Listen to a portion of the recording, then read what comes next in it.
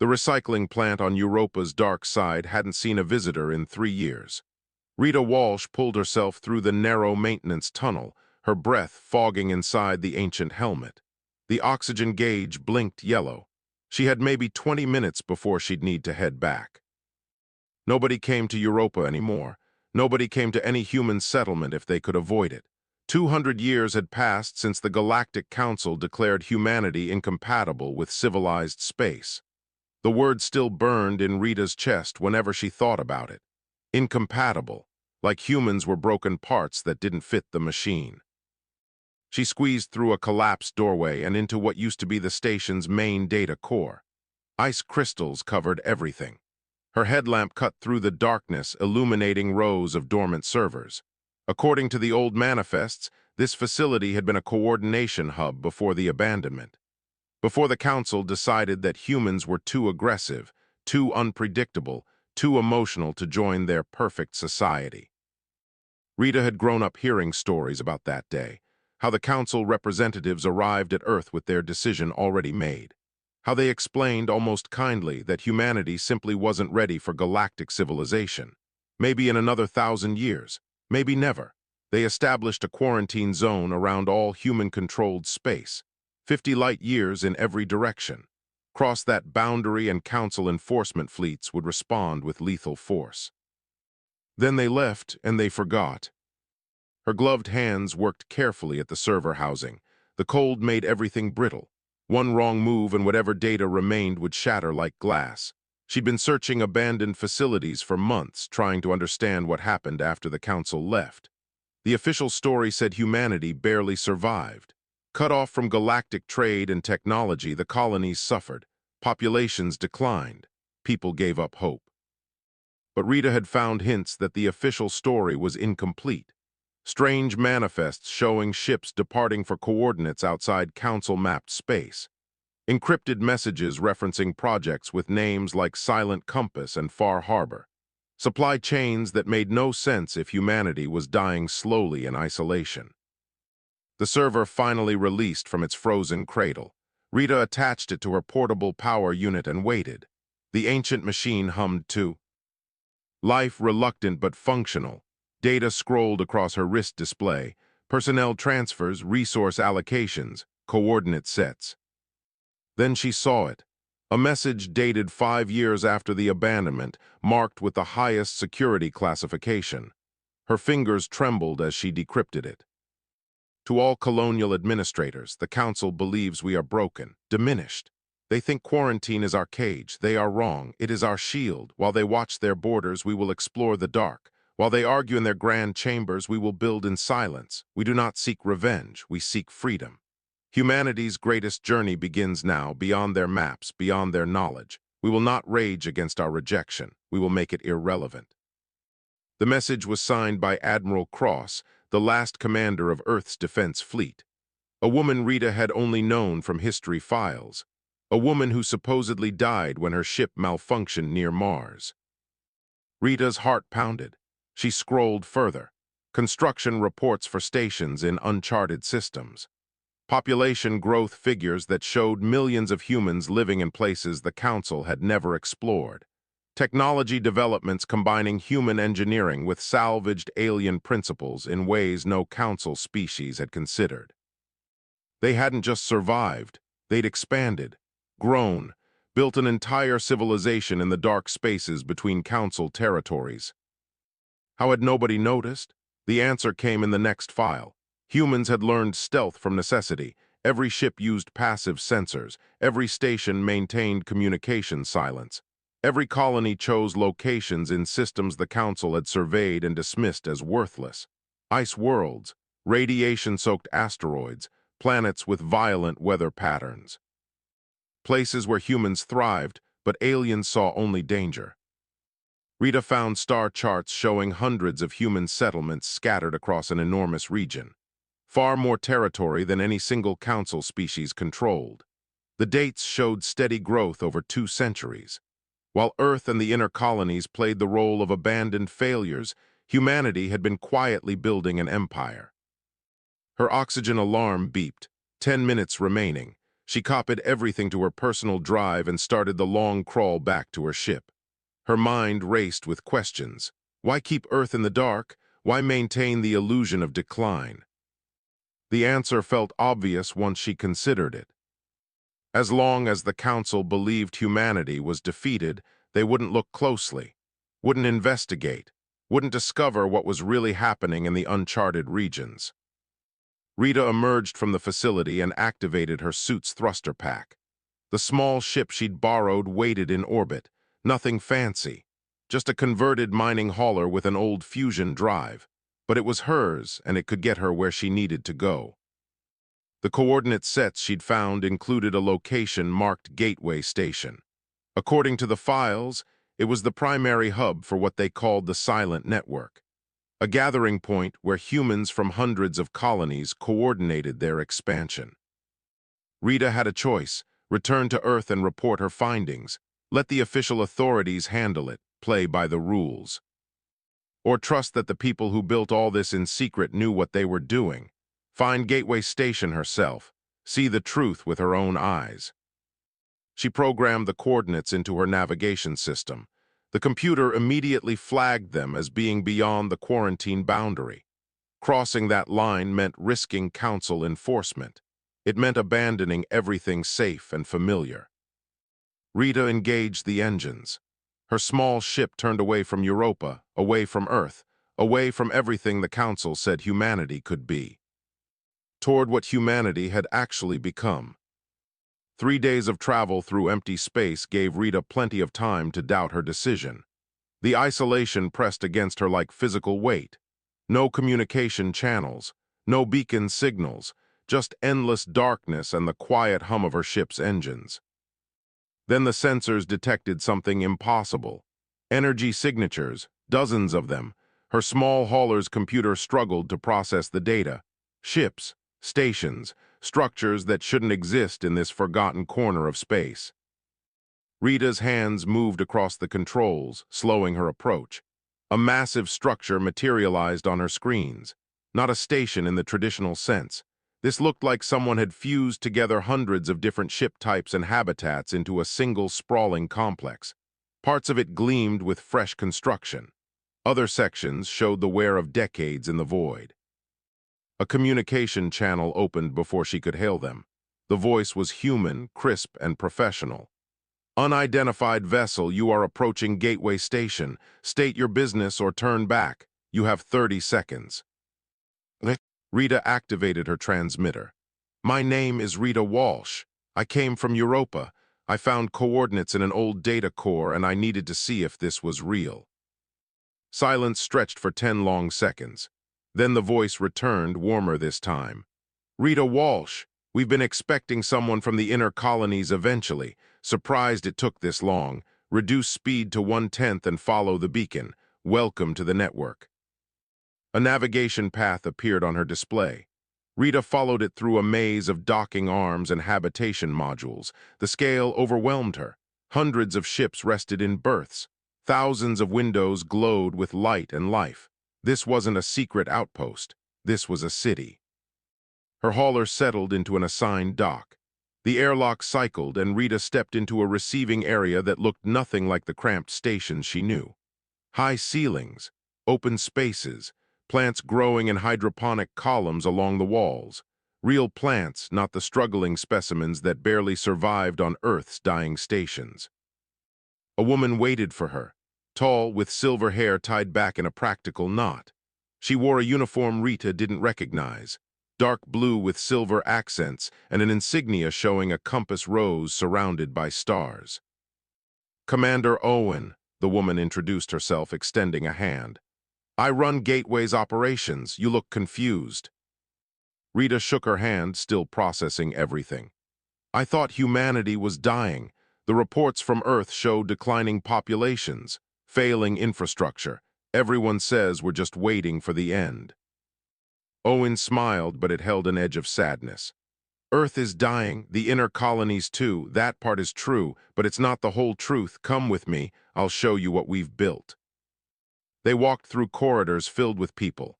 Thousands of humans moving with purpose and energy Rita hadn't seen since she was a child. Owen led her to an observation deck. The view stole Rita's breath.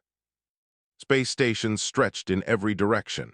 Shipyards assembling vessels of designs Rita had never imagined. Cargo haulers moving between facilities in carefully choreographed patterns. In the distance, a massive ring structure rotated slowly, generating artificial gravity for what must be tens of thousands of inhabitants. 200 years ago, Owen began, the Council cast us out, said we were incompatible. Most of humanity took that as defeat, but our leaders saw it differently. They saw opportunity. Owen activated a holographic display. Star maps filled the air between them. The familiar shape of Council space glowed blue. Then red markers appeared beyond those boundaries, hundreds of them, thousands. The Council surveyed maybe 20% of this galaxy. They mapped the easy systems, the safe ones. Then they stopped exploring because it was comfortable. They had enough worlds, enough resources. Why risk more? Rita stared at the red markers. And humans. We had nothing to lose. Admiral Cross took the first fleet beyond the quarantine zone 6 years after the abandonment. She found a habitable world in a system the Council had marked as too dangerous. High radiation, magnetic storms, perfect for humans who'd already survived on Europa and Titan. The hologram zoomed in, showing colony after colony. We called it New Brisbane. Population now stands at 4 million. They mine exotic materials the Council can't access safely. They've developed shielding technology that makes their ships nearly invisible to standard sensors. More systems lit up. New Cardiff, New Shanghai, New Lagos. We named them after the cities we lost when Earth's population crashed. Each colony specializes in something different. Some mine resources, some grow food in ways the Council never imagined. Some conduct research combining human innovation with alien technology we've salvaged or traded for. Rita found her voice. Traded with who? Owen's smile widened. The Council isn't the only civilization in this galaxy, just the most arrogant. We've made contact with 3 species they don't even know exist, species who live in the dark regions like us. We trade, share knowledge, help each other. The scope overwhelmed Rita. Why hide this? Why let Earth think we're dying? Because the Council needs to believe they won. If they knew the truth, they'd see us as a threat. They'd mobilize their fleets. We're not ready for that fight. Maybe we never will be. But as long as they think we're defeated, they ignore us. Owen turned to face Rita directly. Earth and the inner colonies serve a purpose. They're our shield. The Council occasionally sends observers to confirm we're still broken. They see declining populations and failing systems. They never look deeper, never realize those populations didn't die. They migrated, came here. Rita thought about the people she knew on Europa, the quiet desperation, the slow decay. That's cruel, letting them suffer while you build empires out here. Yes, Owen agreed without hesitation. It is. We send supplies when we can, medicines. Technology disguised as salvage from old facilities, but we can't save everyone without revealing ourselves. The leaders made a hard choice, sacrifice the comfort of millions to ensure the survival of billions. The words settled heavy in Rita's chest. She wanted to be angry, wanted to rage against the deception. But looking at the thriving civilization around her, she understood the impossible mathematics. What now? Rita asked. Owen's expression grew serious. Now you choose, return to Earth and keep our secret, or stay, join us, help build what humanity is becoming. Rita looked at the stars beyond the viewport. Somewhere out there, the Council lived in their comfortable ignorance, and humanity grew stronger in the shadows they cast. Rita spent 6 weeks learning about the network before the alarm changed everything. She'd been studying in Gateway's library, absorbing 2 centuries of hidden history, when the Klaxons began their urgent wail. The observation deck filled with people rushing to their stations. Owen appeared beside Rita, her face tense. We have a situation. Council ship just entered the outer sensor range. Taleri science vessel by the signature. They're heading right for Survey Outpost 17. Rita's stomach dropped. Will they attack? The Taleri, Never, they're explorers, peaceful. But if they report finding us, the Council's military species will come asking questions. Owen pulled up a tactical display. The ship is called the Wayward Scholar. Captain is Dr. Finn, one of their best researchers. He's mapping stellar phenomena in regions the Council abandoned decades ago. What will you do? Owen studied the display in silence. Rita could see the calculation happening behind her eyes. Hide and hope the Taleri passed by, destroy the ship and eliminate the witness, or something else entirely. I need you to come with me, Owen finally said. The contact team, you're new enough to remember what it's like to not know all this. That perspective might help. 20 minutes later, Rita found herself aboard a small human corvette racing toward Outpost 17. 5 other people accompanied them, linguists, scientists, a security officer who looked uncomfortable in her uniform. All of them carried the weight of knowing this moment could reshape everything. The Taleri ship hung in space near the outpost, clearly visible now. Elegant curves and flowing lines marked their design philosophy. Beautiful in a way human ships weren't. Where humans built for function and efficiency, the Taleri built for aesthetics. Owen opened a communication channel. She spoke in flawless Taleri, a language Rita recognized from the study materials. Wayward Scholar, this is Commander Owen of the human vessel Swift Current. Please respond. The silence lasted long enough for Rita's hands to start sweating. Then a voice replied, shock evident even through the translation software. Human vessel? Impossible. Humans are quarantined, restricted to primitive space near Sol system. That information is 200 years out of date, Dr. Finn. We'd like to meet and explain, if you're willing. More silence.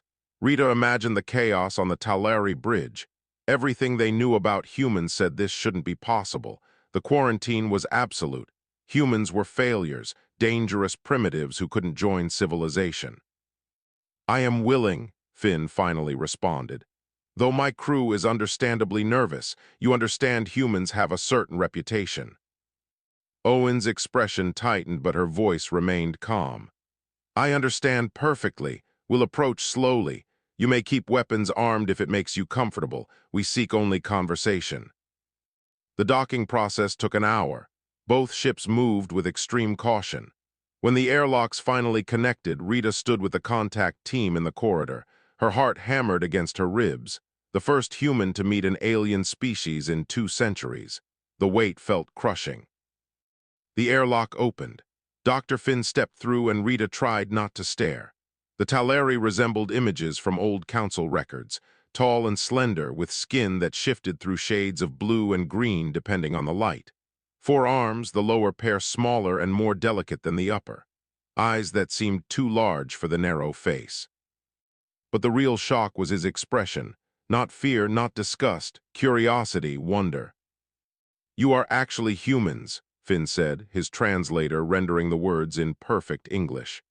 I thought perhaps this was an elaborate deception, some other species pretending, but no, you match all the biological markers from the old scans. Owen extended her hand in the traditional human greeting.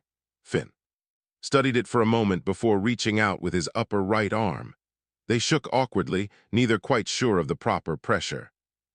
Welcome to Survey Outpost 17, Owen said. I know you have many questions. We have equally many answers. Perhaps we could share a meal while we talk. Finn's skin rippled with colors Rita couldn't interpret. His translator marked it as amusement. Food, yes, the great universal constant. Every species bonds over food. They gathered in the outpost's common area. The human team had prepared carefully, offering bland nutrient paste that scans showed was compatible with Taleri biology. Finn ate politely while Owen explained the last 2 centuries. The Taleri scientist listened with growing amazement. His skin flickered through a rainbow of shades as emotions Rita couldn't name played across his features. When Owen finished, he sat in silence for a long moment. The council told my people humans were dangerous, he finally said. Aggressive, unable to control their violent impulses, that the quarantine was for everyone's protection. And now, Rita asked, speaking for the first time. Finn looked at her directly. His large eyes held something that might be sadness. Now I wonder what else the Council has lied about. You build in secret because you must. You expand into regions we feared because you have courage we lack. And you offer me food and friendship when you could have simply destroyed my ship and protected your secret.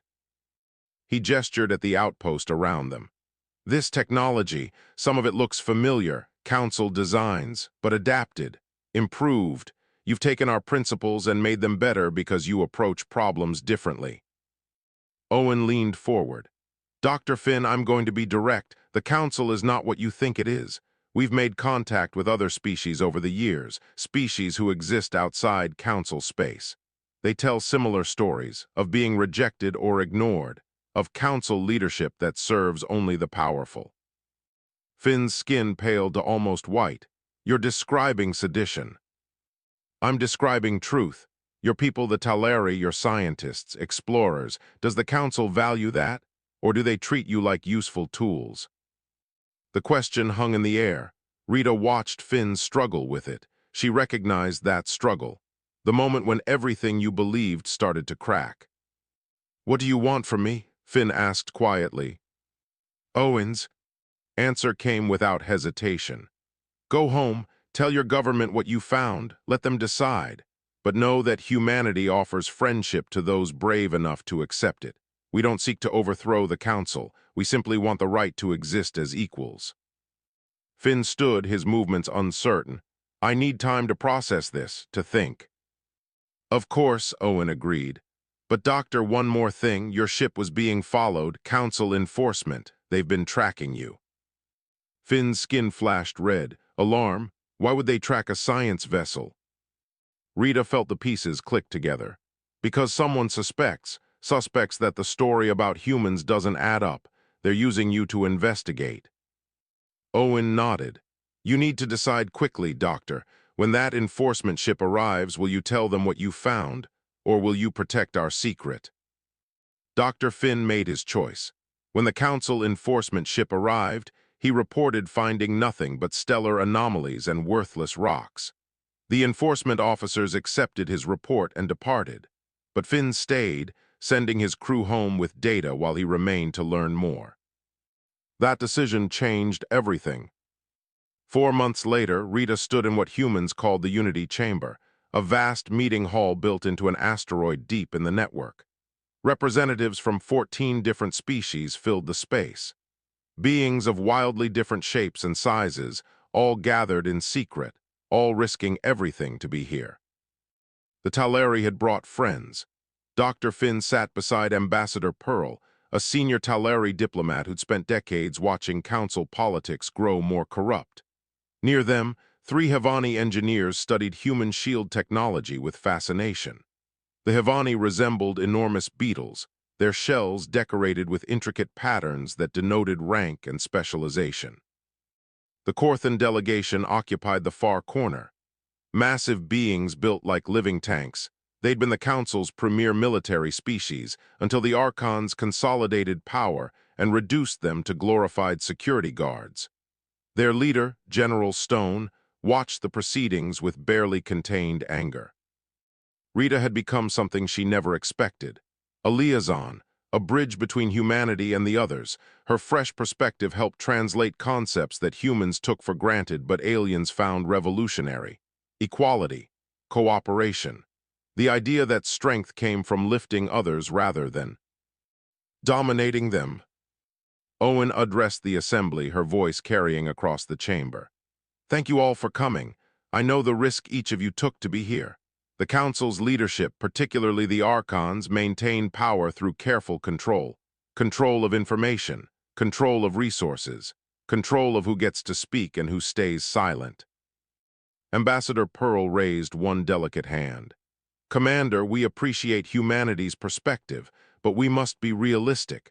The Archons control the Council's military apparatus. Their fleets number in the thousands. Even if our species united, we couldn't match that force. A rumble of agreement passed through the chamber.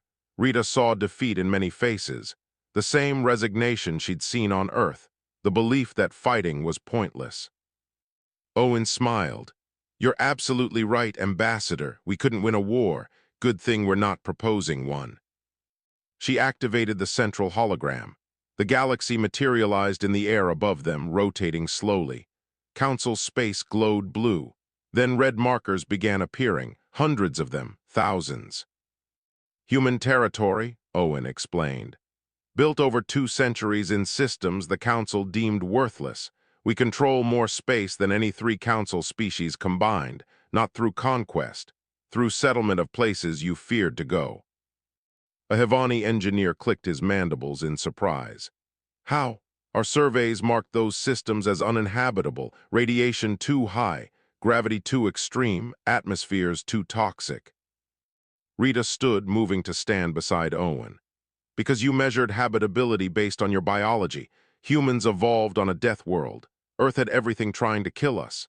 Extreme weather, dangerous predators, diseases, we survived by adapting. Those systems you fear, we call them challenging. We thrive there. General Stone leaned forward, his massive frame radiating intensity.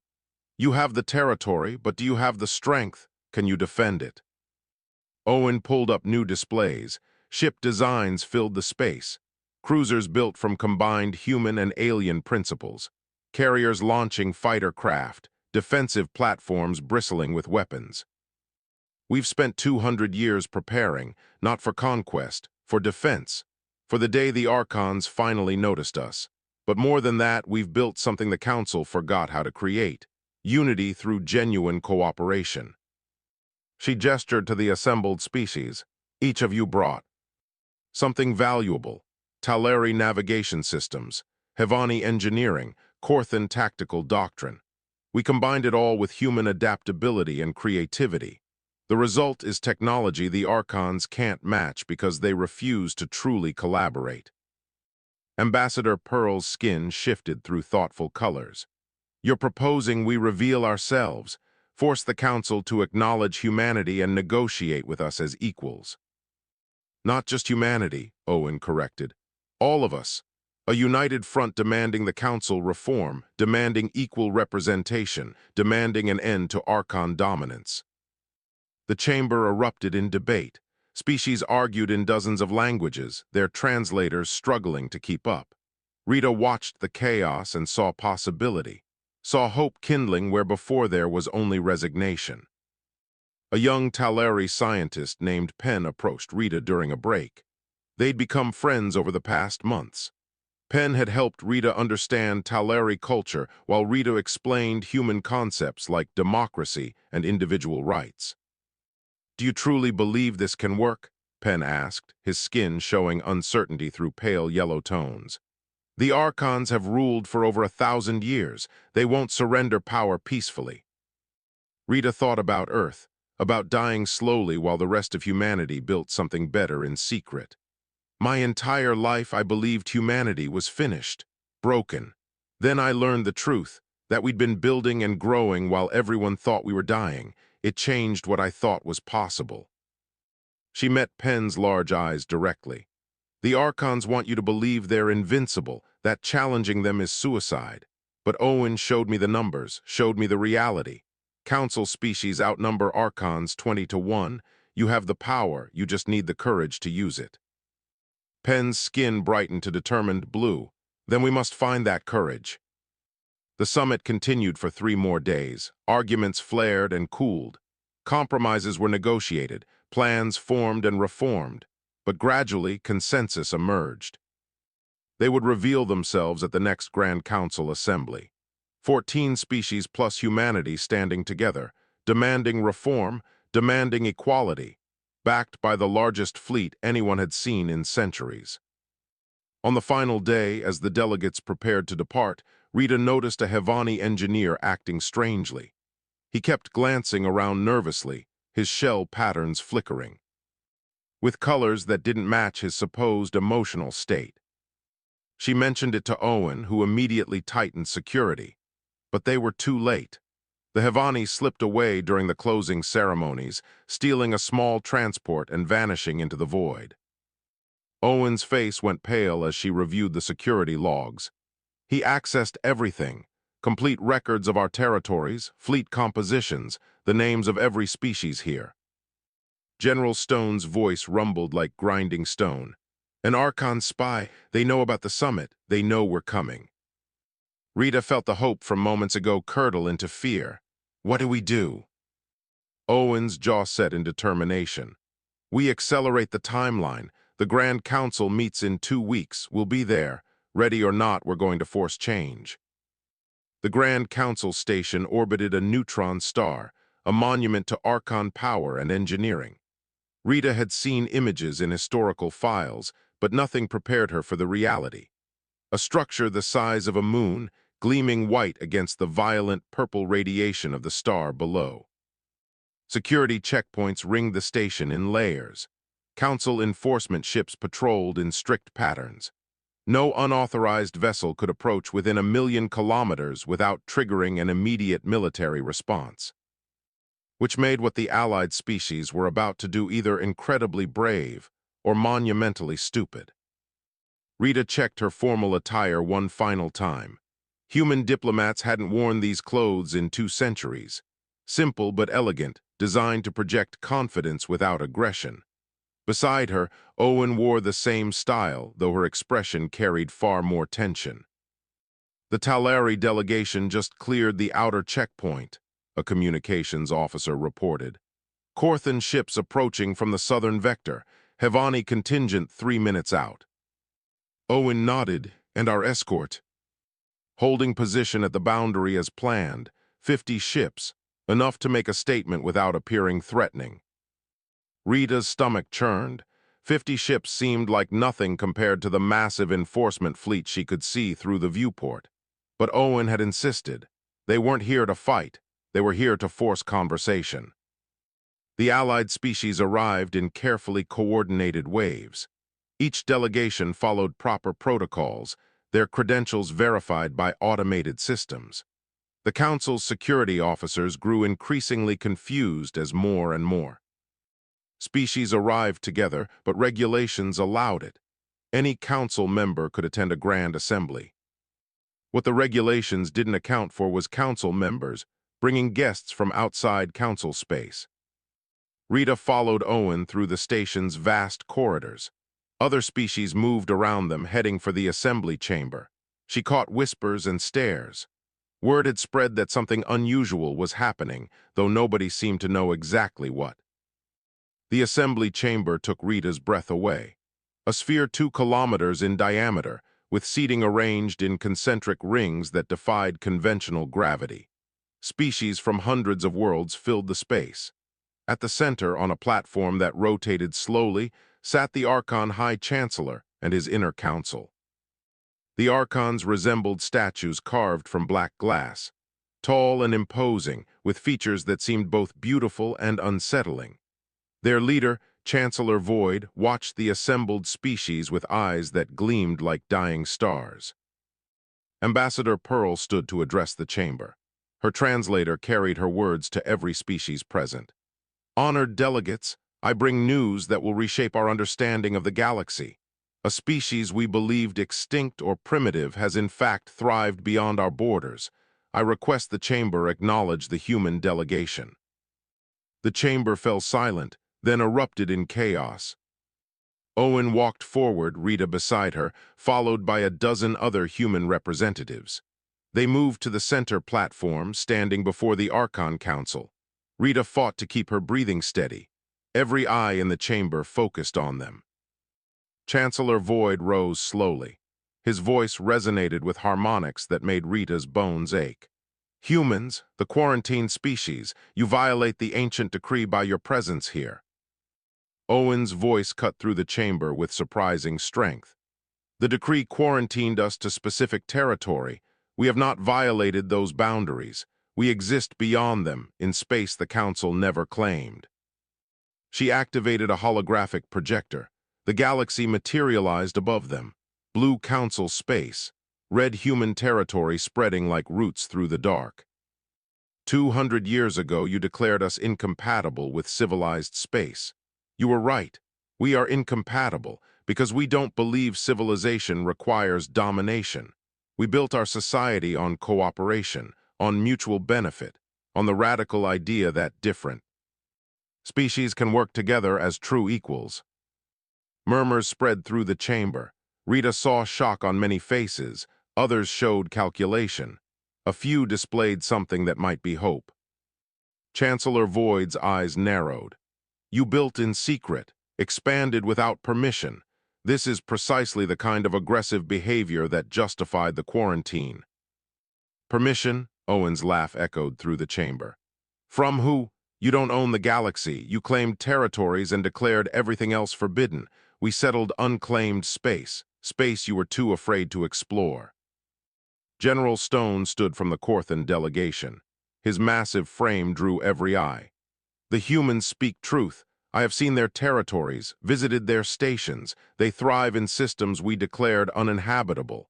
They've achieved what we thought impossible. Ambassador Pearl joined him. The Talari government has reviewed all evidence. We find no deception, no aggression. Only a species making use of resources nobody else wanted. More species stood. The Hevani engineers, the Dalari traders, the Vestin explorers. 14 species in total, each declaring their support for humanity's right to exist and participate in galactic affairs as equals. Chancellor Void's calm facade cracked. This is sedition, conspiracy. You risk the stability of the entire council. Rita stepped forward before Owen could stop her. With respect, Chancellor, the council's stability is already compromised.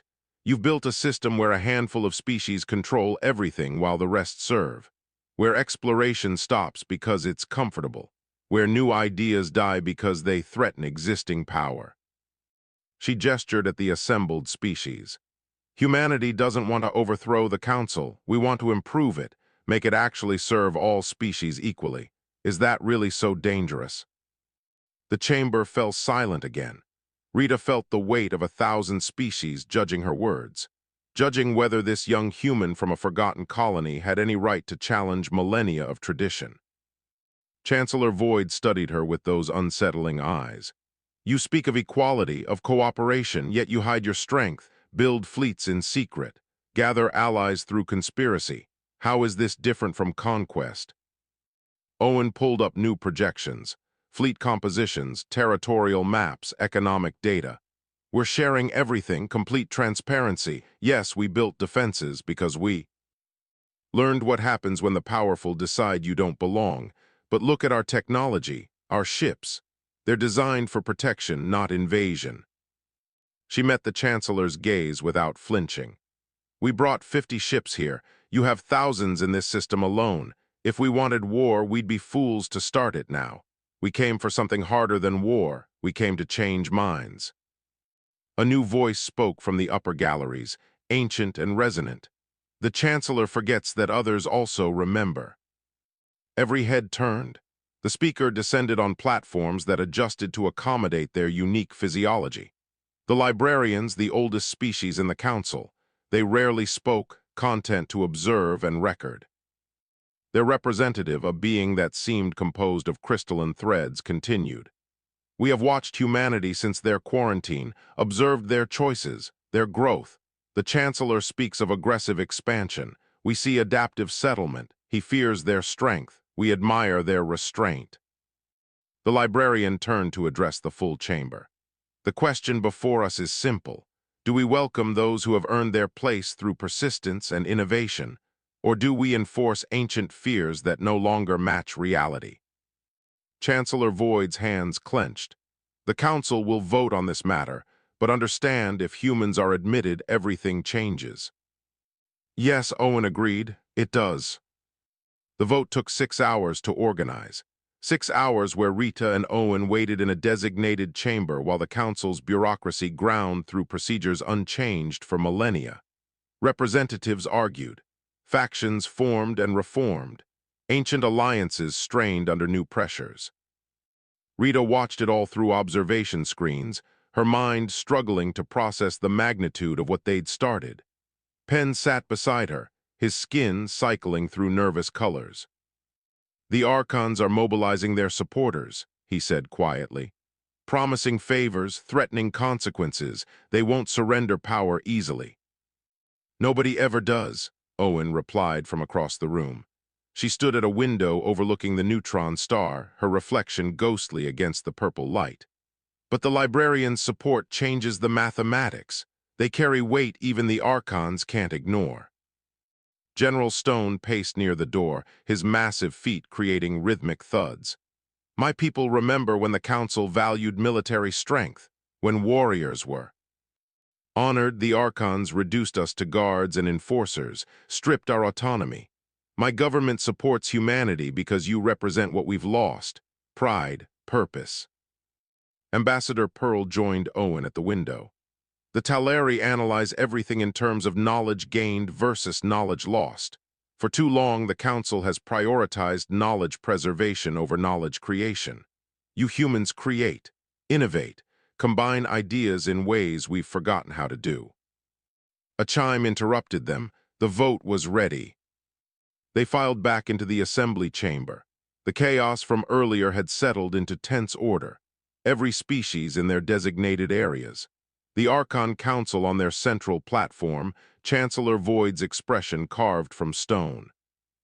The voting system was ancient. Each species submitted their decision through quantum-locked terminals. The results would be tallied simultaneously, preventing any delegation from changing their vote based on others' choices. Rita found herself holding her breath as the count began. Numbers appeared in the holographic display above the chamber.